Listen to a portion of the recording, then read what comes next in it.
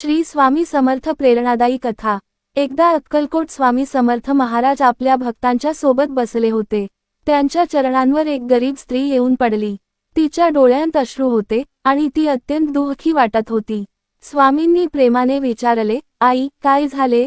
ती स्त्री म्हणाली, माझा नवरा वारला, पोरग लहान आहे, पोटासाठी काहीच नाही, कोणी मदत करत नाही, तुम्हीच काहीतरी करा स्वामी।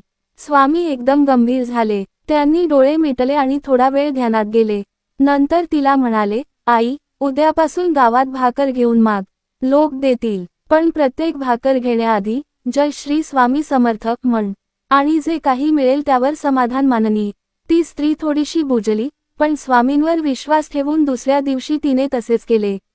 ती गावात फिरू लागली, जय श्री स्वामी समर्थ म्हणत भाकर मागू लागली। हळूहळू लोकांची दया आली। काहींनी भाकर दिली, काहींनी कपडे, तर काहींनी थोडेसे धान्य। 15 दिवसांत तिचे जीवन थोडेसे स्थिर झाले। तिने एक झोपडी बांधली। लहान मुलाला सांभाळत ती स्वाभिमानाने जगू लागली।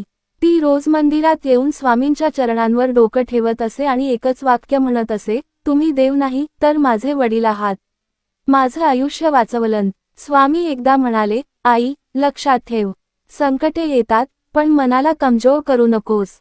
श्रद्धा आणि धैर्य असतील तर देव नेहमी मदतीला येतो। मी फक्त निमित्त आहे, खरी शक्ती तुझ्या विश्वासात आहे। ही कथा स्वामी समर्थांच्या अद्भुत कृपेची आणि जीवनात श्रद्धा कशी मोठं कार्य करू शकते याची साक्ष आहे।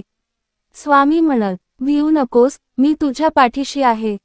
प्रेरणा। या कथेतून आपण शिकतो की जीवनात कितीही अडचणी असल्या तरी देवावर श्रद्धा ठेवली आणि परिश्रम केले तर जीवनात सुधारणा निश्चित होते।